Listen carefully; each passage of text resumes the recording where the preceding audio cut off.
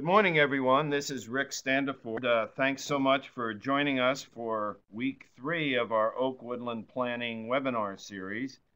I'm glad everyone was able to bear with us as we dealt with a few technical issues getting started. Got some very interesting presentations today. Today we'll get more into some of the planning strategies. We'll talk about some planning options by Giusti and Doug McCurry will give an overview of Oak Woodland ordinances. The screens may look a little bit different for you in a few places because we'll be having a slightly different format for a few of the presentations, but it should work just fine. If you have any problems, just send us a chat, and either Mike or I will try to step you through it via the chat feature. Once again, if you have any questions, enter those in the chat feature. We'll go ahead and capture those, and we will have time at the end for questions and answers from all of the participants. So with that, I'm going to turn it over to one. Greg is our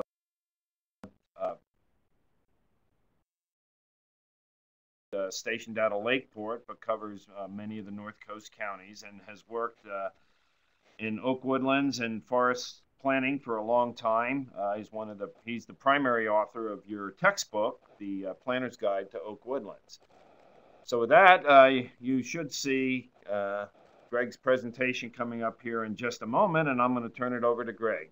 So Greg, it's all yours. Thank you, Rick. Good morning, everyone. Thank you again for taking the time to join us today.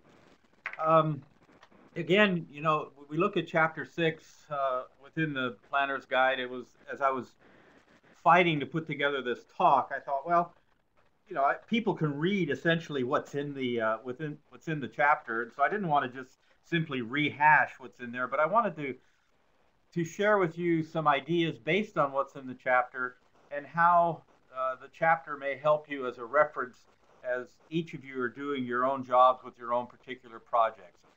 Recognizing that many of you are working at a project level, some might be working at a county level, some may even be working on a larger landscape level than individual counties. So really my job today is to hopefully stimulate your thinking process and maybe even just remind you of some things you already know. Again, the audience that we're trying to address through this webinar, you know, I just take it as fact that you're working professionals. A lot of what I'm going to say today is probably old hat for many of you, but maybe it's just a set of fresh eyes, myself, sharing some thoughts with you that hopefully you'll find helpful in your day-to-day operations.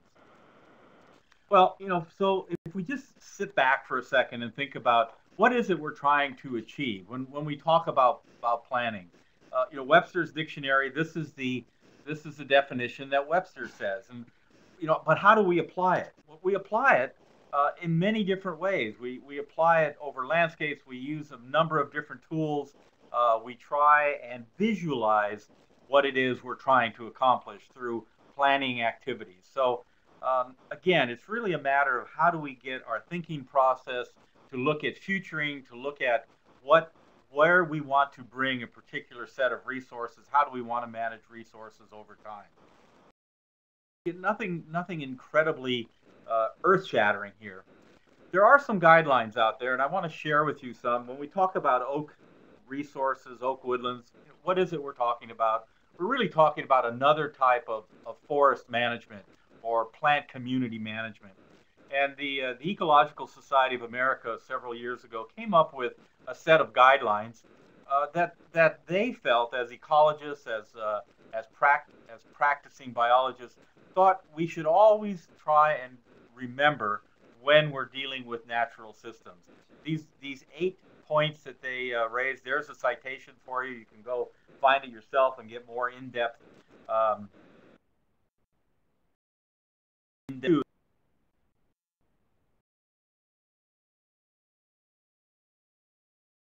the one that for the unexpected. I mean, we're dealing with natural systems. Chaos is a part of those systems.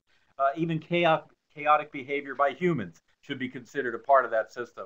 And so, you know, even though I try not to sound dogmatic in my approach when I know how things work, I'm always trying to temper myself, or to use my friend Rick's favorite topic, I always try to remain humble as I remember that we're dealing with dynamic systems that will change over time, and that there are different pressures being put on these systems, other human pressures or even non-human pressures. But I think, you know, what I would suggest is, you know, print this slide off, post it on your on a wall next to your desk, and kind of keep these in mind when you're dealing with planning issues in natural systems. It might just help you to remember some of the points that are important in ecological management. As you go through the chapter, you know, real basic kind of concepts that we try and remind everybody of, but as planners, as resource professionals, you always know you have to start with, what do you have? And many times it doesn't mean you have to go out and initiate a new process to find out what resources are available, but finding other archived informations, going to different sources, different reports, different agencies, different individuals to amass the current state of affairs, if you will, in this case with Oak Woodlands. And never be afraid to ask the question to your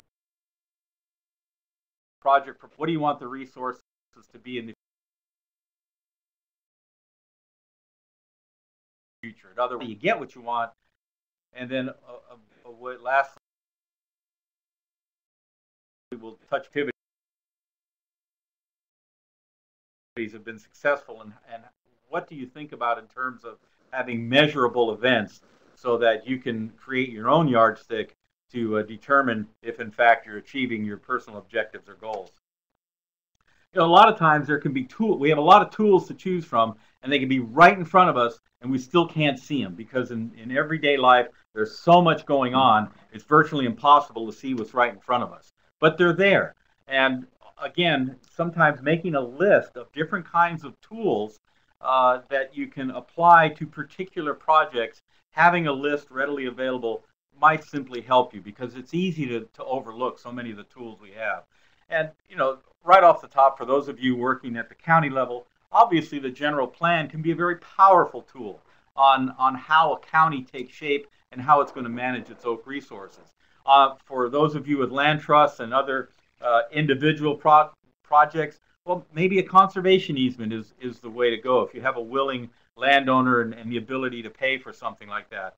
In other cases, I'll talk briefly about how zoning can be used. In the case of Sonoma County and the Valley Oak Combining District that we worked on about 16 years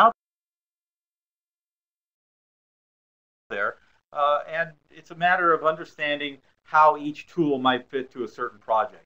Down at the bottom, the alphabet conservation plan, habitat conservation plan, and safe harbor agreements. But these are some big, heavy-hitting tools that are available to people that want to do long-range planning for resource management, for community management. So many of you throughout the state are dealing with species at risk. You know, there's a whole litany of organisms that really need special attention.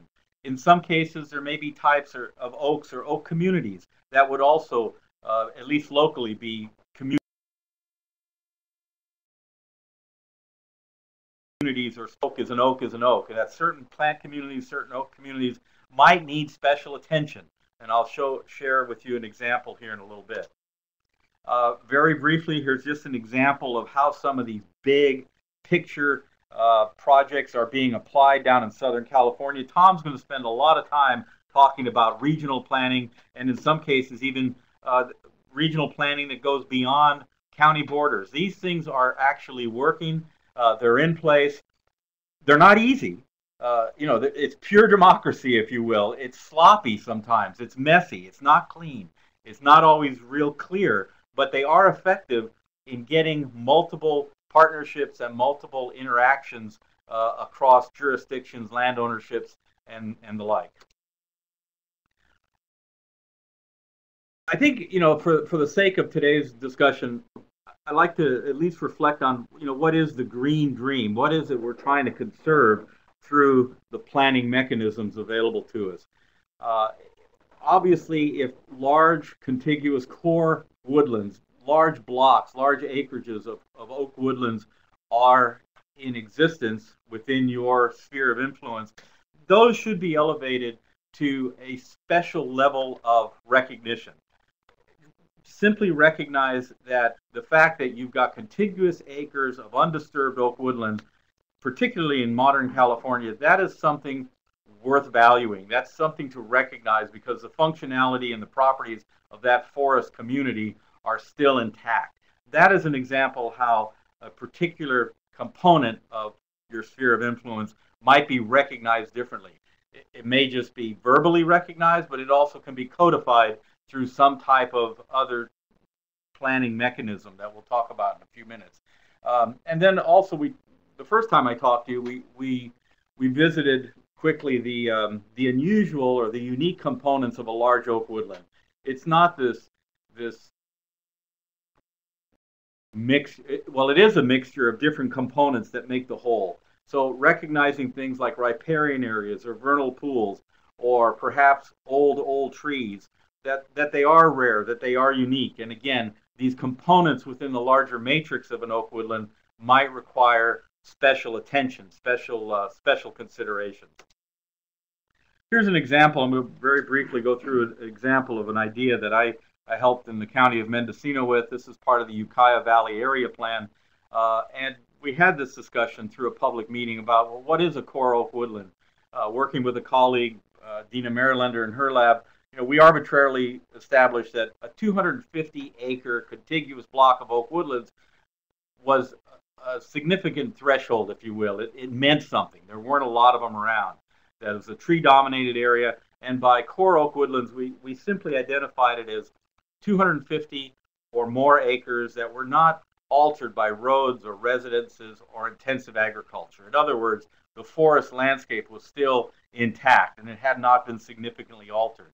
And here's an aerial view of a particular area in the county, and recognizing that these areas,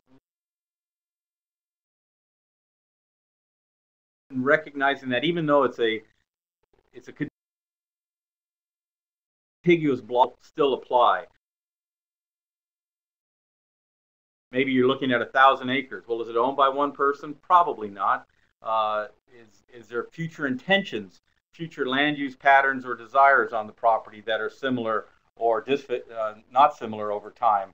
And then also recognize that when you take these large contiguous blocks, that across the landscape, the biological and physical aspects of the woodlands may not necessarily be homogeneous, that they may be very different. And even within that large core block, there may when looking at various tools, for those of you that are working with general plans, remember that there are plenty of places within a general plan where oak woodlands or components of oak woodlands can be given special consideration. Most of the literature suggests at least 3 of the 7 elements offer opportunities for oak woodlands. I've got them listed there, but the important thing that's often easily missed is that to try and get consistency throughout the plan, when, in other words, the example I've used here, if trees are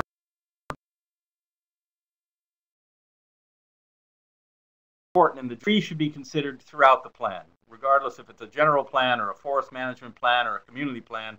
So even though we may be talking about roads, we may be talking about the transportation or circulation element of a plan, trees are still important.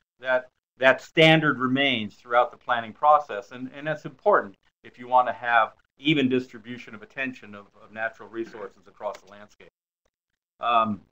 Again, getting back to the idea of the example of the Ukiah Valley Plan, here putting down the overlays, looking at first an aerial overview, and then putting GIS layers on top of that aerial view to identify those core oak woodland areas, and then putting another layer of the major roads over the area. This is a way to start building a picture, not so much for those of you on this call today, but for the audiences that you're trying to explain what and why you're trying to do it. I found this to be a very powerful example when I presented this to an audience of 300 people from all walks of life. It allowed individuals to visualize exactly, well, where are we talking about core Oak Woodlands, where are the water sources coming in, where are the roads laid out already, and it just helps to carry the message, I think, more powerfully to whatever audience or client that you're working with. When we stop and think, what are we doing and why are we doing it?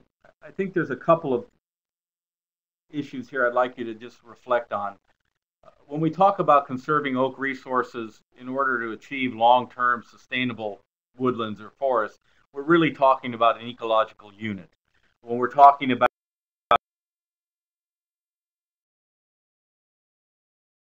individual trees, they're both important, but like teenagers always say, they're exactly the same, only different. The tools available for managing or conserving ecological units may not necessarily be the best tools for conserving or managing individual trees. When my colleague Doug McCreary talks a little bit more about ordinances in the near future here in the next hour or so, I think those discrepancies will become obvious. But I think it's important to remember that we're talking about two distinct components, whether we're talking about trees or whether we're talking about landscapes, and sometimes the same tool may not be applicable to get what it is you're trying to achieve. Words matter in our business, and I'm sure everybody on this call recognizes that, but my colleagues laugh at me because they know if I say the wrong word, people react. People react to what we say. Very powerful words in conservation. They denote a very clear direction of where we want to go. We talk about restoring. We talk about increasing or restricting. These are powerful, and I don't want you to underestimate the power of our language in conveying the message that we want to convey when we talk about conservation. Sources of messaging is out there and already existing. I've got some examples there listed for you that are most likely available in areas where you're working. Seek these other plans out. Seek out these other rules or these other zoning overlays, and see if you can learn from them. See if you can use some of the components that are already in existence and people have already accepted. They took out all my animation on these really boring slides, so I apologize. It was really cool when I walked in this morning, but the techno guys didn't like my animation, so bear with me here. Again, here's an opportunity to revisit the kinds of tools that are available out there. When we talked about the Ukiah plan, it was zoning and how zoning may affect core oak woodlands was important. When we talked about at a county-wide level, perhaps about none of those are county or county-based programs. They're all state or federal programs. In a few minutes, I'm going to talk about in lieu payments and how those might also work. But it's always, again, going back, revisiting the tools, evaluating what tools might work for you is something to always do. This is a debate I've had with a number of people over 2.5 decades of doing this kind of work. Remember that reporting is not the same as monitoring. So many times, people are required through mitigation, for example, to go out and plant trees, and they come back and they fill out a report and they say, yes, I planted 3 trees for every one that was cut. Okay, is that truly mitigation when we don't know if those seedlings survive? So just the fact that somebody did the action, just because somebody planted seedlings, doesn't mean that that action was successful. It's really important in the evaluative portion of any kind of planning to find out if in fact what you've done has been successful, and that's really monitoring. The simple question is, great, you planted the seedlings, now are they alive a year after, or has another project come and dug them all up and put a parking lot over them? But the topic of monitoring cannot be overstated for the long term.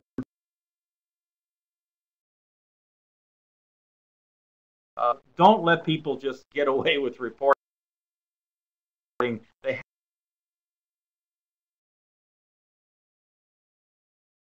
When you visit our webpage, the Oak webpage, I know Doug's going to mention this again.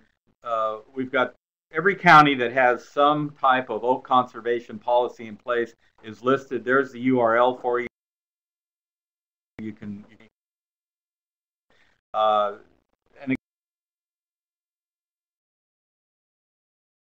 again, there are existing examples that you can draw off of and use somebody else's expertise, or call up the chief planner of that particular county and talk to them. Nothing better than direct communication. I know email makes it easy, but sometimes one-on-one conversation, you get a lot more out of it than just a note coming across. And the other thing too, when thinking about planning and evaluating projects, just quickly here, I want to talk about what's the chain of events. How do we evaluate what a project may or may not include as it affects Oak Woodlands?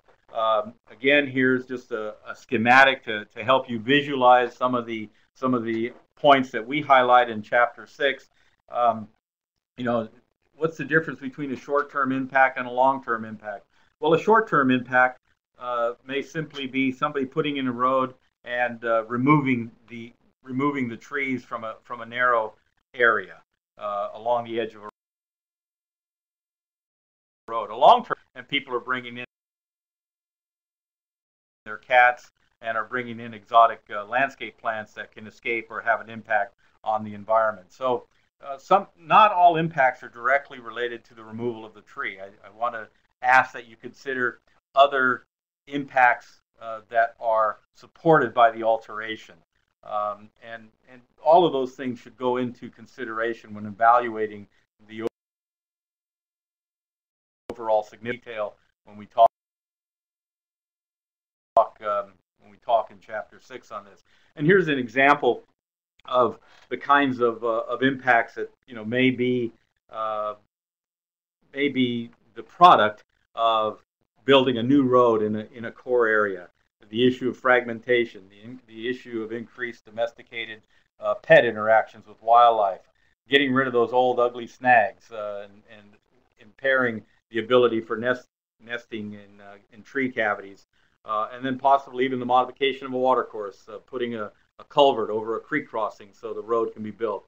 There, just force yourselves to tease apart what the impacts may be. They can be, in many cases, they can be very obvious, and in many cases, they can be quite subtle. But all of these, taken in combination, the cumulative impacts of these different alterations, by and large, reduce the quality of the wildlife habitat from where it was. So it does come with a cost.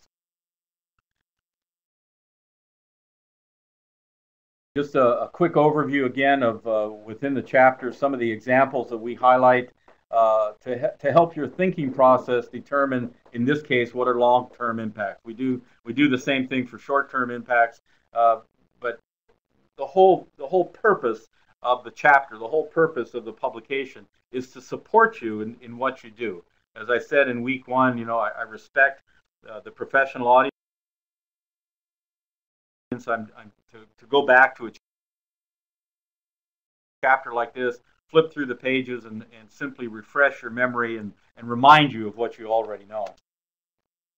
Here's an example again that comes out of the Oak Woodland Impact Decision Matrix. I'll give you the URL again at the end of the slide talk. But here's an example of one of the checklists that's in Chapter 6. And all I did is I arbitrarily highlighted 1, 2, 3 different types of impacts that you might see out in a project. But the idea being that you could make a copy of this, take it out to the project site, and help you quantify in some regard exactly what the project is planning to do, and hopefully help you make a determination on the significance of the proposals.